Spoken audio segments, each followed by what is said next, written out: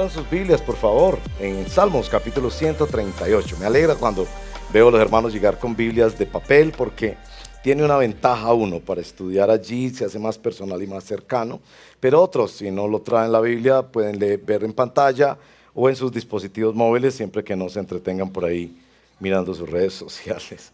Bueno, Salmo 138. Estamos haciendo una serie sobre cantos de verdad, así llamamos la serie, o sea, el conjunto de un número de domingos antes de llegar a Adviento, a la Navidad, o los preparativos para Navidad, y cantos de verdad, acompañado especialmente por el Salmo 145, verso 18, que dice que el Señor está cercano a los que lo invocan de verdad, porque en el tema de la adoración nosotros podemos perdernos mucho.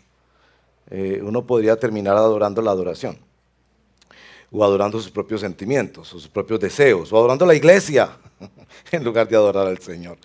Entonces, el Salmo recalca eso, adorar al Señor en verdad, y a invocarlo de una manera verdadera. Por eso, esta serie toma un número de salmos para ayudarnos a crecer en nuestra comunión con Dios y disfrutar mucho más estar bajo la bendición del Altísimo. Debo mencionar algo en el Salmo antes de empezar, y es el tema de por qué hemos titulado la prédica de hoy de esta manera. Ustedes saben, el día sábado sale como un ánimo para que todos estemos orando, preparándonos para venir a la casa del Señor y recibir su palabra. Y lo llamamos ¿por qué necesitas cultivar la humildad? Entonces ese tema de la humildad necesito mostrarles cómo es que se ve en el texto antes de avanzar más. Notarán que el texto, antes de leerlo, es como una determinación de una persona, el rey David, que decide adorar a Dios con todo, en todo lugar, delante de los dioses, delante de los reyes. Y particularmente da unas razones para eso, ¿no? Va a dar tres grandes razones: la palabra del Señor, la grandeza del Señor y su trato con los reyes. Pero llega el verso 6, y ahí está con el corazón del texto, en el verso 6, porque el Señor es excelso, excelso, y atiende al humilde, pero al altivo conoce de lejos. Esa expresión, que atiende al humilde, que Dios se ocupa especialmente de derramar su gracia donde ve un corazón que está tratando y buscando ser humillado delante de Dios. Una cosa totalmente extraña para nuestra cultura, porque yo sé, en nuestra cultura todos andan buscando de qué enorgullecerse: de sus temas deportivos, de sus lujos, de sus viajes, de sus educaciones, de sus vestidos, de tanta cosa. Y la sociedad empuja hacia el orgullo, hacia sentirse autosuficiente y como lleno de gloria personal y egocéntrico, y como que cada uno es el centro del universo. Entonces aquí es donde entra nuestro salmo para hablarnos de la adoración con relación a la humildad. Así que leamos el salmo y pidamos que el Espíritu de Dios nos ayude. Yo estimo que todos los que estamos aquí luchamos con nuestro orgullo. Hay algunos que no se dan cuenta, pero todos los seres humanos luchamos con el orgullo. Particularmente quienes seguimos al Señor, me parece que somos más conscientes, y el Espíritu Santo vive haciéndonos conscientes de eso, de las sutilezas del orgullo. A veces por portarnos bien, a veces por portarnos mal, a veces por saber o por no saber, por tener o por no tener. Por tantas formas es el gusano que nunca muere y que nos acompañará hasta el fin de nuestros días. Así que muy intencionalmente el Salmo describe un lugar especial para el humilde. Esta mañana leíamos en Isaías 57, en el texto que guiaba nuestra adoración. El Señor dice que Él es el alto y sublime, que vive para siempre, cuyo nombre es santo. Y Él dice: yo habito en lo alto y santo, y también con el contrito, con el quebrantado y humilde de espíritu, para vivificar el espíritu de los humildes y para vivificar el corazón de los quebrantados. Así que Leamos y pidámosle al Señor que haga eso en nosotros, que hoy salgamos como bautizados en una nueva humildad por la gracia del Señor Jesucristo. Y que el Señor nos ayude a que con eso no solo le honremos a Él, sino que hagamos más nuestra vida un reflejo de quién es Él para las personas que nos rodean. Bueno, Salmo 138. Con todo mi corazón te daré gracias. En presencia de los dioses te cantaré alabanzas. Me postraré hacia tu santo templo y daré gracias a tu nombre por tu misericordia y tu fidelidad. ¿Por qué? Porque has engrandecido tu palabra conforme a tu nombre. En el día que te invoqué me respondiste. Me hiciste valiente con fortaleza en mi alma. Todos los reyes de la tierra te alabarán, Señor, cuando hayan oído los dichos de tu boca. Y cantarán todos los reyes de la tierra de los caminos del Señor, porque grande es la gloria del Señor. Porque el Señor es excelso y atiende al humilde, pero al altivo conoce de lejos. Aunque yo ande en medio de la angustia, tú me vivificarás. Extenderás tu mano contra la ira de mis enemigos y tu diestra me salvará. El Señor cumplirá su propósito en mí. Eterna, oh Señor, es tu misericordia. No abandones las obras de tus manos. Esta es la palabra del Señor. Oremos. Señor, pedimos que tu Espíritu Santo nos cele con un celo profundo para que nosotros no robemos la gloria de Dios, ni nos envanezcamos, sino que por el contrario, nos humillemos y aceptemos la humillación de una manera que sea alabanza a ti, que sea una forma en la que nuestro carácter se va conformando al de Cristo. Esto es absolutamente loco para el mundo, pero quienes caminamos tras tus huellas, que por tu gracia te llamamos nuestro Señor y Salvador, sabemos que tú nos has dicho, aprendan de mí, que soy manso y humilde de corazón, y hallarán descanso para sus almas. Yo te pido que nos ayudes a ver el cansancio del orgullo, el cansancio de estar ocupados en el narcisismo, en la egolatría, en el inflar el ego, a través de acciones, palabras, prendas de vestir, objetos, lugares, fotografías, redes sociales. Ayúdanos a encontrar ese lugar que tú nos dices que atiendes con especial interés, que tú nos dices que te acercas con especial interés a derramar gracia. Yo quiero estar en el lugar donde se derrama la gracia. Y tú has dicho que la gracia se derrama en el lugar donde se encuentran hombres y mujeres humildes y humillados delante de ti. Ayúdanos, por favor, te lo pedimos en el nombre de Jesús nuestro Señor. Amén. Bueno, a veces la adoración, debo decir, es triunfalista y aún orgullosa. A veces los cristianos confunden su adoración y parece su adoración como cuando un grupo en la calle marcha celebrando la victoria de su equipo deportivo. Este salmo explora la adoración desde el punto de vista de la humildad. El autor, como ustedes pueden ver, se pone delante de los dioses de su época, que eran distintos a los dioses de la nuestra. delante de los dioses de las tecnologías, delante de los dioses de las posesiones, delante de los dioses de los viajes, de las prendas de vestir, de las apariencias físicas, de la fama, del poder, del dinero, y delante de esos dioses atrevidamente adora. Pero en el verso número 4, también delante de los reyes. Él era un rey y delante de sus colegas reyes, estos hombres poderosos de su época, apasionada y deliberadamente determina que adorará a Dios. Lo adorará con todo, en todo lugar, y declarará que está absolutamente comprometido con Dios.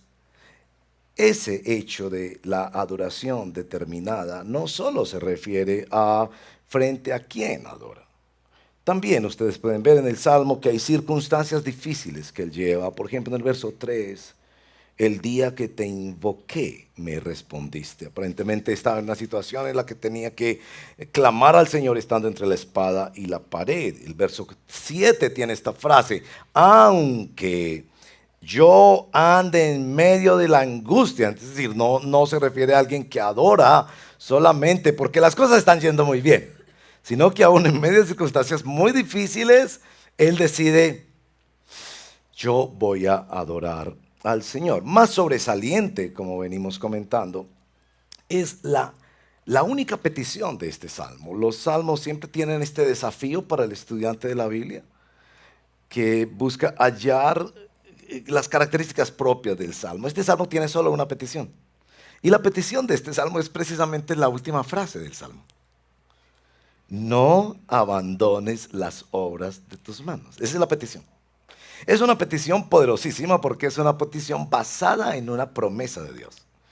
El Señor le dice a su hijo y a su hija: nunca te abandonaré ni te dejaré. Y el hijo, la hija de Dios, responde pidiéndole que cumpla esa promesa: no me abandones. Esa conexión entre petición y promesa es poderosa en la vida cristiana. Ahora uno se pregunta aquí, ¿a qué obra se refiere? No abandones las obras de tus manos. ¿A qué obra se refiere? Si todo el universo es obra de Dios, uno podría pensar en las obras de la creación.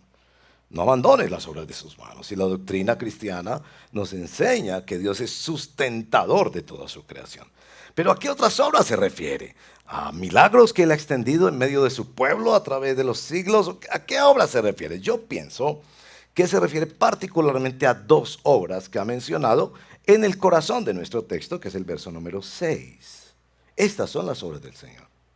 El Señor atiende al humilde, pero al altivo conoce de lejos. Hay muchos lugares en la Escritura donde Dios habla de ese tema de la humildad versus el orgullo, ¿cierto? Que el que se humilla será exaltado, y el que se exalta será humillado. Que Dios da gracia al humilde, pero resiste al soberbio y empedernido. Y si usted es un estudiante de la Biblia, se va a encontrar eso en muchos lugares de la Biblia. Y debería generarle muchas preocupaciones y muchas preguntas, porque todos los seres humanos batallamos con el orgullo. Y yo pienso que el que levante la mano aquí para decir: no, yo no lucho con el orgullo, seguramente sus familiares y amigos podrán codearlo y decirle: no estoy seguro, ¿cierto? Cuando alguien no nos saluda, cuando participamos en una tarea y no nos mencionan, nos agradecen.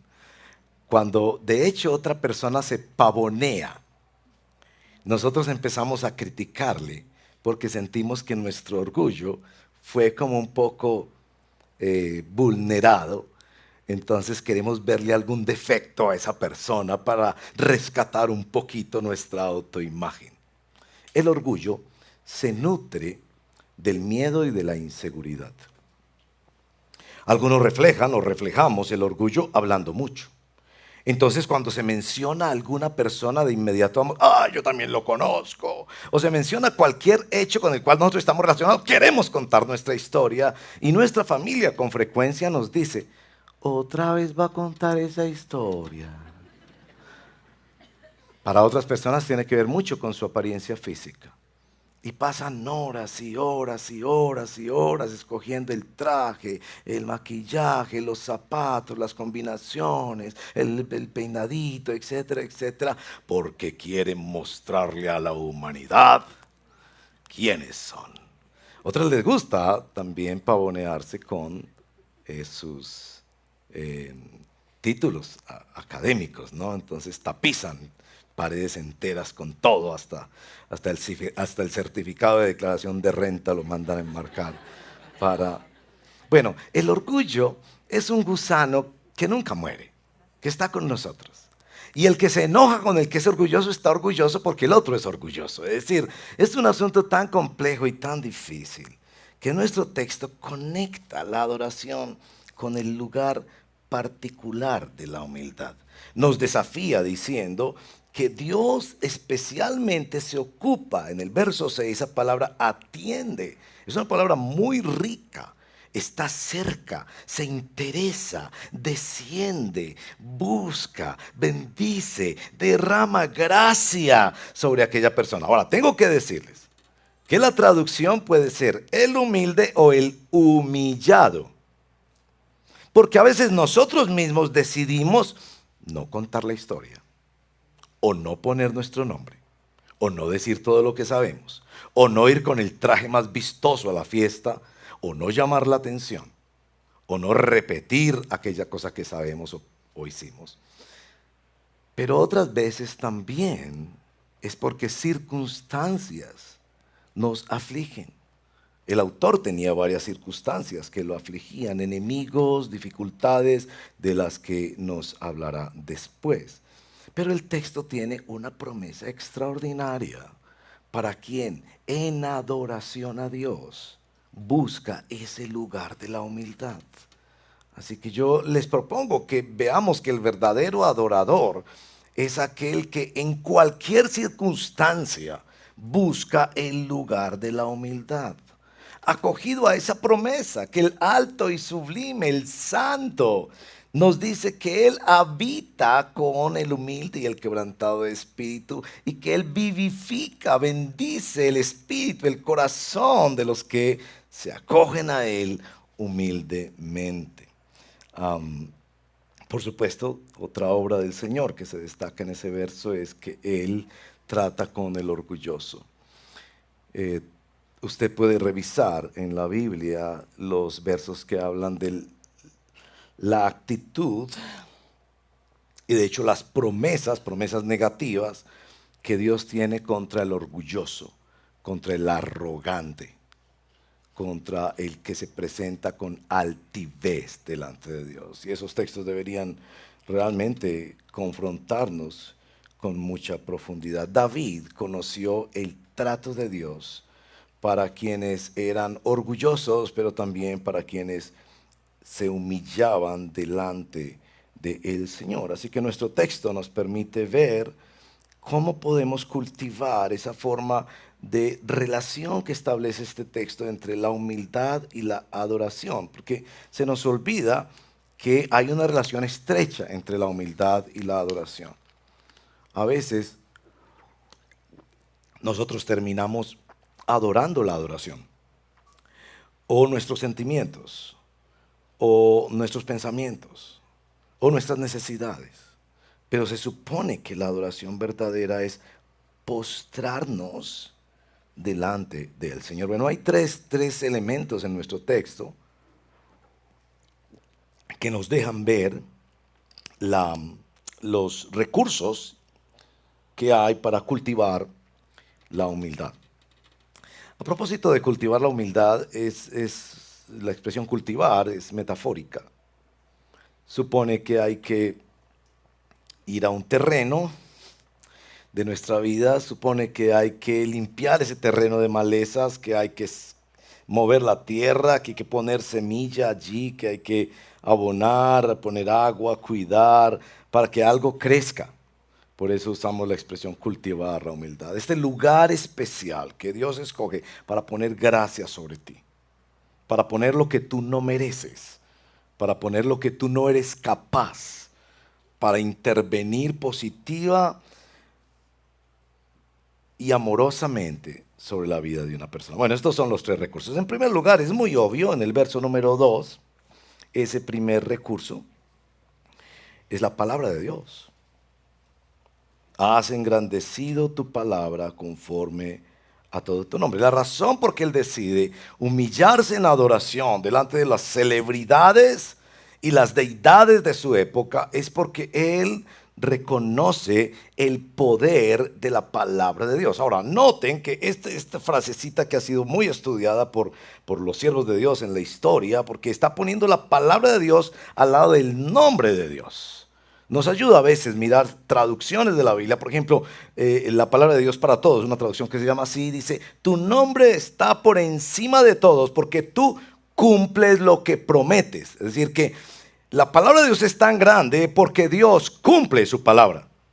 Ni una jota ni una tilde de su palabra dejará de cumplirse. La Nueva Traducción Viviente dice: porque tus promesas están respaldadas por todo el honor de tu nombre. Él dice: wow, esto es extraordinario. Yo debo buscar humildemente a un Dios que tiene una palabra que Él va a cumplir sobre mi vida. La Biblia, que se llama la Biblia hispanoamericana, lo traduce: pues haces que tu promesa supere tu fama. Muy interesante esa traducción. Haces que tus promesas superen tu fama. Tú tenías una fama, Señor, te conocíamos. Pero cuando recibimos tu palabra, entendimos que tu grandeza es mucho más de lo que nosotros pensábamos, como decimos en algunas canciones, porque tú eres más grande de lo que imagino. Ahora, yo quiero rogarte que leas la Biblia. No solo de pan vivirá el hombre, sino de la palabra de Dios.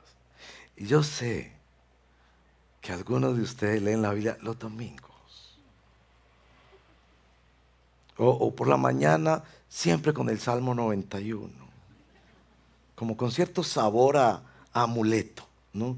O la frasecita hermosa que te mandaron por ahí por redes sociales.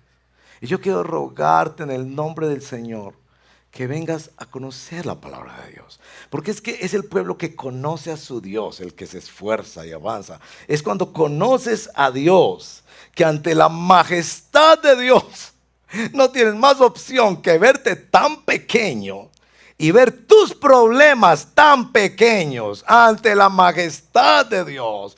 Pero no vas a conocer a Dios si no lo buscas en su palabra. Él ha decidido revelarse en su palabra.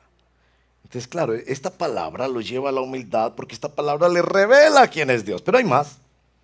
En el verso número 3 nos cuenta que él invocó al Señor y el Señor le respondió. Dios le habló. El texto no dice que Dios le resolvió el problema. No sabemos en el verso 3 a qué problema se refiere. Él dice: el día que te invoqué. Podría ser el día que estaba su alma cargada de culpa a causa del pecado con Betsabé. Podría ser el día que estaba su alma cargada de amargura a causa de la decepción y la traición de su hijo. Podría ser el día que estaba enfrentando una batalla y veía ese enorme ejército y pensaba: estábamos perdidos. Pero lo que sabemos es que él invocó al Señor y el Señor le respondió.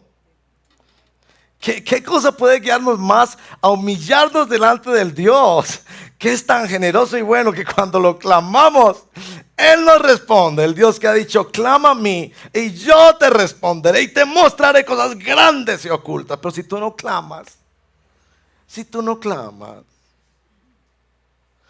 entonces él ve esta relación de la palabra con la oración. Él clama y Dios le responde. Ahora, ¿cuál fue la respuesta? El texto no nos dice que Dios le resolvió el problema.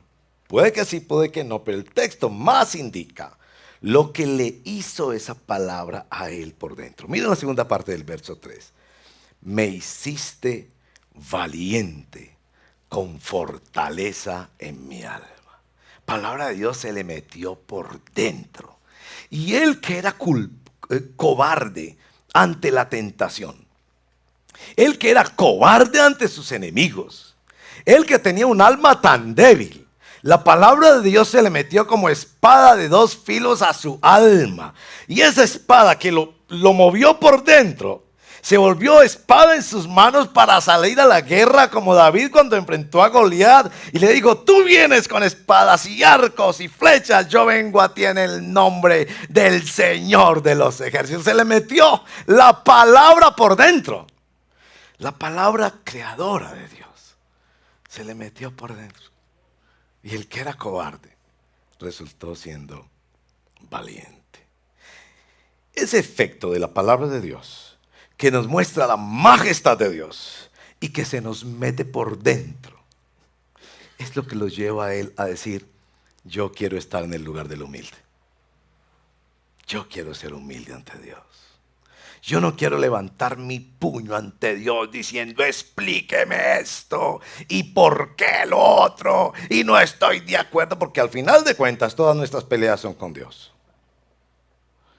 Él decide que ante la majestad del Dios que se revela y del Dios que transforma su corazón, lo mejor que él puede hacer es ponerse en el lugar del humilde, porque allí es donde Dios derrama su gracia. La segunda cosa que pasa ya no es solo el aspecto de la palabra de Dios, sino los poderosos, cómo Dios trata a los poderosos. Miren el verso 4. Todos los reyes de la tierra te alabarán cuando hayan oído los dichos de tu boca, y cantarán de los caminos del Señor. Yo no sé cuál de estas tres cosas es más extraordinaria. Uno, que todos los reyes de la tierra vayan un día a alabar al Señor, o que todos hayan oído los dichos de su boca, o que todos se levanten a cantar y adorar a Dios como lo hace el mismo salmista. Lo que sí muestra eso es que este hombre de Dios, David, hombre imperfecto que tuvo que ser perdonado por Dios y tratado por Dios, sabía que un recurso para él cultivar la humildad era ver cómo Dios trata a los poderosos.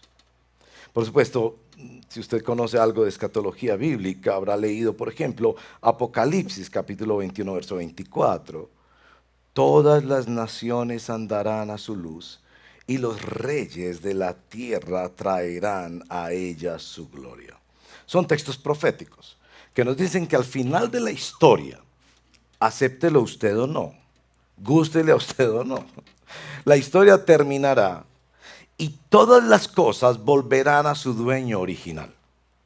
No sé si usted ha visto las escrituras de alguna propiedad que empiezan a relatar que en tal año Julano se lo compró a Perano, y después que Perano a Sultano, y así van una larga lista hasta que llegue al final la persona que se, entre comillas, dice: yo soy el dueño de esa propiedad. Bien, el dueño original de todo, el primer nombre en la escritura de todo lo creado, es el Señor. El Salmo declara: del Señor es la tierra y su plenitud, el mundo y los que en él habitan. Entonces, lo que nos está diciendo es que un día todo volverá a su dueño original. Y la visión de Apocalipsis es que todos los reinos de la tierra, representados en sus reyes, tendrán por las buenas o por las malas, toda rodilla se doblará y toda lengua confesará, y vendrán a entregar por las buenas o por las malas, a devolverle a su dueño todo lo que le pertenece. Entonces, como que el salmista dice: a ver, mejor me humillo ya, mejor no espero ese día. Como que la adoración es la humillación anticipada de aquellos que Dios ha tocado antes de que venga el juicio final. Él contempla a los reyes como sus colegas, porque David era un rey. Noten que podría decir, si fuera carpintero, todos los carpinteros de la tierra, porque David entendía la mente de los reyes, el orgullo de los reyes. Entonces, en primer lugar, la palabra de Dios, que le revela a Dios, que toca su corazón, le hace postrarse ante Dios y buscar el lugar de la humildad. Después, el anuncio de lo que Dios hará con todas las cosas de la tierra representados en sus más poderosos, y cómo todo volverá al dueño original. Entonces él dice: esto me ayuda a pensar que lo mejor que puedo hacer es caminar en humildad delante de mi Dios. Bueno, lo tercero está en el verso número 8, que es los propósitos de Dios. No solo por la palabra o por el trato de los poderosos, también porque Dios tiene un propósito. Aquí hay que decir algo. La humildad cristiana no es autolástima ni autocompasión. La autolástima y la autocompasión ofenden a Dios. La autolástima y la autocompasión son placeres destructivos del corazón humano. Eso que usted se siente pobrecito, pobrecito de mí. Dios no quiere que pienses eso. Dios tiene un propósito con tu vida. Es un propósito distinto a otras personas. Dios tiene un propósito con cada ser humano que trae a este planeta. Entonces vemos que el salmista no está pensando en la humildad y el humillarse delante del Señor como sentirse pobrecito, despreciarse a sí mismo, oh gusano de Jacob, pobre de mí, no. Él sabe que Dios tiene un propósito con su vida. Y note que en el verso 7 ha descrito el aunque ande en medio de angustia. En razón del propósito de Dios, Dios lo vivificará, Dios extenderá su mano, Dios lo salvará. Y la base de eso es la segunda parte del verso 8. Eterna, oh Señor, es tu misericordia. Esa frasecita, si usted lee mucho los salmos, especialmente se la va a encontrar frecuentemente. Era una especie de cancioncita de Israel. Porque esa frase habla del amor pactual de Dios. Que Dios ha escogido a su pueblo y ha comprometido su nombre con su pueblo. Y que extenderá su amor por 1000 generaciones, para decir para siempre. El amor de Dios estará sobre aquellos que Él ha redimido. Sobre esa base es que Él decide postrarse ante el Señor, porque Dios tiene un propósito con su vida. Si Dios tiene un propósito con tu vida, lo mejor es que lo dejes a Él tomar el timón de tu vida. Si Dios tiene un propósito con tu vida, lo mejor que puedes hacer es humillarte ante su presencia. Ahora la pregunta entonces es, bueno, aquí nos dan estos recursos, ¿no? La palabra, el trato de Dios o la gloria de Dios sobre los poderosos, el propósito de Dios. ¿Cómo se cultiva la humildad? Uno nota, por ejemplo, que David está asumiendo que en cualquier circunstancia va a buscar el lugar de la humildad. Y eso nos pone en el escenario de que tú puedes estar viviendo en medio de relaciones donde te están maltratando. Y no es que no denuncies o no pidas aclaraciones o no confrontes, pero ¿cómo esa situación Dios la está usando en su providencia para tratar tu orgullo? Entonces una persona no te saluda. No te saluda aquí en la iglesia, en la familia, en la reunión familiar, no te saluda en el trabajo. Tú tienes dos opciones. Tú puedes decir, ella no me saluda, entonces yo tampoco la voy a saludar. Y le voy a contar a todo el mundo que ya no me saluda y que es una orgullosa. Usted puede tomar esa posición de revancha, porque como su orgullo fue atacado, pobrecito de su orgullo que fue atacado, usted necesita defender su orgullo. Pero usted puede tomar la posición de decir, Señor, ¿cómo estás tratando mi carácter con esto? ¿Cómo puedo devolver bien por mal? ¿Cómo puedo entender a esa persona que quizás está sufriendo y necesita ayuda mía? ¿Cómo puedo amar y aprender a amar a alguien difícil? Eso sería tomar la posición de la humildad. Y si usted analiza su vida cotidiana, nuestra vida cotidiana está llena de eso. Todo el día nuestro ego es amenazado. Y todo el día estamos tomando decisiones de, vas en el carro, el otro se te adelantó, ¿cierto? Y de pronto se cruzó un poquito irregularmente, imprudentemente. Vamos a mostrarle. ¿Se cree dueño de la carretera? Vamos a mostrarle. En lugar de eso, te puedes decir, Señor, esta es la circunstancia en la que estoy. ¿Cómo estás tratando con mi carácter en esta situación? Ahora, este tema de cultivar la humildad, yo no quiero que ustedes lo piensen como salvación por obras. Lo que yo quiero que piensen es que hubo uno que se humilló primero que tú. Nuestro mismo texto está dejando ver que el Dios excelso, miren el verso número 6, el Dios excelso, el que no necesitaba humillarse porque no había nadie encima de él decidió humillarse. El rey en un pesebre, el creador en una cruz.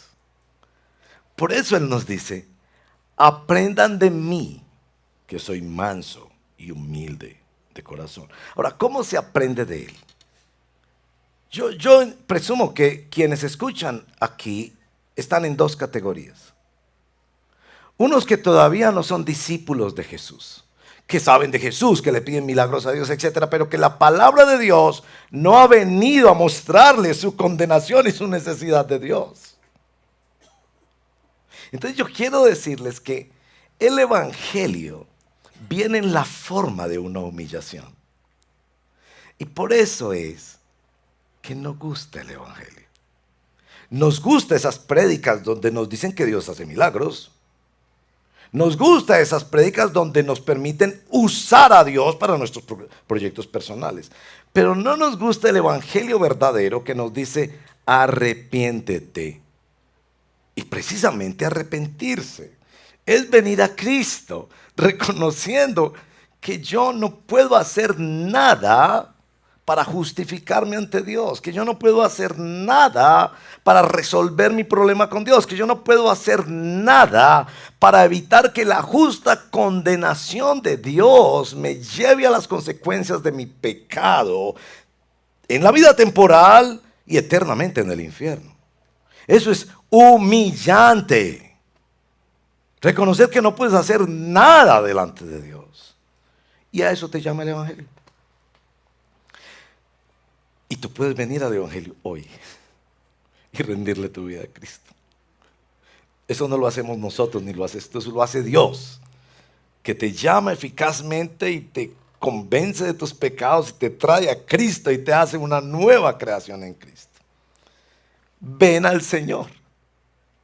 Ahora, quienes ya hemos venido al Señor, la excelsa majestad de Dios y el poder de su palabra y su control en la historia de todos los poderosos, nos dice lo mismo. Humíllate delante de Dios. Porque sí les digo, nadie más orgulloso que los cristianos. Nos sentimos mejor que los demás. Dios nos llama y nos llama recurrentemente a obedecerlo. Y nosotros no solo aplazamos su llamado, sino que hipócritamente, conchudamente, seguimos pidiéndole que nos cuide y nos ayude. Y Él amorosamente, pacientemente sigue llamándonos a ese lugar de humildad. Entonces, el que no tiene a Cristo es llamado al lugar de la humillación para que reconozca sus pecados y venga a Cristo para la salvación. El que ya tiene a Cristo es llamado a ese lugar donde todas las circunstancias, todas las cosas que nos rodean y nos pasan, están diseñadas para matar nuestro ego y traernos a aprender de Él, que es manso y humilde de corazón, y por fin hallar descanso y paz para nuestra alma. Mucho que hacer si pensamos que toda circunstancia en la que vivimos es una cancha de entrenamiento para la humildad. Tal vez debo decir, matricúlate en la escuela de la humildad, porque Él ha dicho, aprendan de mí, que soy manso y humilde de corazón. ¿Sabes por qué tú no hallas descanso para tu alma? Porque no has aprendido del Maestro, que cada circunstancia de la vida te trae a un lugar nuevo de humildad donde Dios quiere derramar su gracia. Eso debemos decir que es una forma extraordinaria de adoración. ¿Cómo adoras a Cristo? En cada circunstancia de la vida decido no exhibirme, no reclamar, no vengarme, dejar que Dios siga trabajando con mi corazón. Porque Él es el soberano que actúa con su palabra en mi vida, que actúa sobre los reyes y que cumplirá su propósito en mí. Aun si esas personas hablan de mí, Él cumplirá su propósito en ti. Aun si esas personas no te reconocen, Él cumplirá su propósito en ti. Aun si las cosas no son color de Él cumplirá su propósito en ti. Cuando venimos a Él en arrepentimiento y fe y nos entregamos a Cristo, podemos descansar del desgastante ejercicio diario de defender nuestro ego.